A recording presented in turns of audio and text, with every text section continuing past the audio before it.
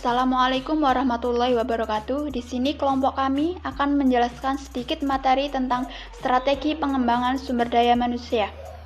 Pengembangan sumber daya manusia merupakan suatu upaya yang dapat dilakukan oleh perusahaan untuk membentuk karyawan yang berkualitas dengan memiliki keterampilan, kemampuan kerja, serta loyalitas pada perusahaan. Pengembangan sumber daya manusia sangat dibutuhkan untuk keberlangsungan sebuah perusahaan agar dapat berkembang secara lebih dinamis. Sebab sumber daya manusia merupakan unsur yang paling penting dalam sebuah perusahaan. Perusahaan yang sukses adalah perusahaan yang mengerti bagaimana pentingnya strategi pengembangan sumber daya manusia dan mengetahui upaya apa saja yang harus ditempuh. Salah satu aspek yang dapat menunjang proses pengembangan sumber daya manusia ini adalah aspek pendidikan. Perencanaan program pengembangan SDM ada beberapa tujuan. Yang pertama yaitu menentukan kualitas karyawan. Yang kedua yaitu menjamin ketersediaan karyawan di masa sekarang dan di masa yang akan datang. Yang ketiga yaitu meminimalisir terjadinya kesalahan dalam pelaksanaan tugas-tugas karyawan.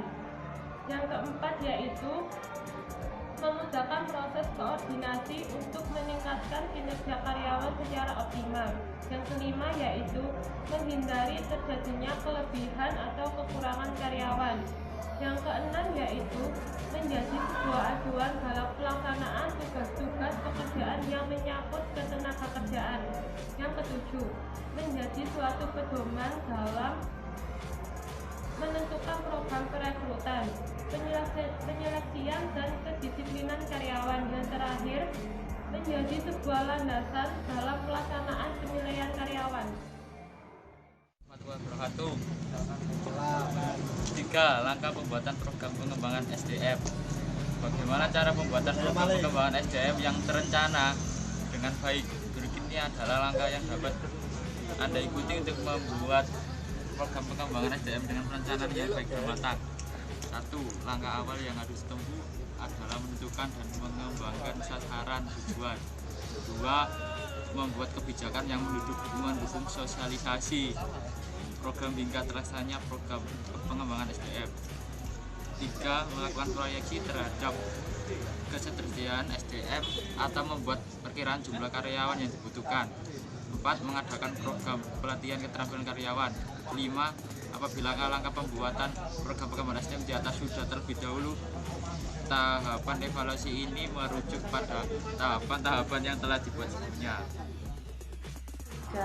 Strategi pengembangan SDM yang dapat dilakukan oleh perusahaan adalah sebagai berikut. Yang pertama, memberikan kesempatan pada setiap karyawan untuk menyalurkan ide dan gagasan pribadi mereka. Karena di dalam suatu perusahaan, karyawan juga berkontribusi dalam mengembangkan perusahaan atau sebagai roda penggerak suatu perusahaan. Yang kedua, memberikan penghargaan atau reward kepada karyawan yang bertujuan untuk membuat karyawan lainnya agar termotivasi untuk dapat menjadi lebih baik. Yang ketiga, mengadakan program pelatihan bagi karyawan. Ada beberapa jenis pelatihan dan pengembangan SDM yang dapat dilakukan, diantaranya adalah skill training, retraining atau pelatihan ulang, cross-functional training, team training, dan creativity training. Yang kelima yaitu fungsi-fungsi. Di sini fungsinya ada 5. Yang pertama yaitu meningkatkan produktivitas. Fungsi yang dari pengembangan sumber daya manusia yang pertama adalah bisa meningkatkan produktivitas karyawan dalam bekerja. Yang kedua yaitu mampu mengurangi kerusakan yang terjadi pada produk. Karyawan yang memang memiliki keahlian atau keterampilan dalam perusahaan bisa mengurangi sebuah kerusakan pada produk. Yang ketiga yaitu pekerjaan bisa berjalan secara efisien. Kata efisien memiliki makna melakukan pekerjaan secara tepat dan tidak membuat kesalahan dalam bekerja. Yang keempat yaitu meningkatkan sikap kepemimpinan. Sikap kepemimpinan memang harus dilatih dan tidak banyak dikuasai oleh banyak orang. Yang kelima, yang terakhir yaitu memberikan tingkat pelayanan yang baik kepada konsumen. Pelayanan memang juga termasuk dalam sebuah penilaian yang dinilai oleh konsumen jika menggunakan sebuah jasa.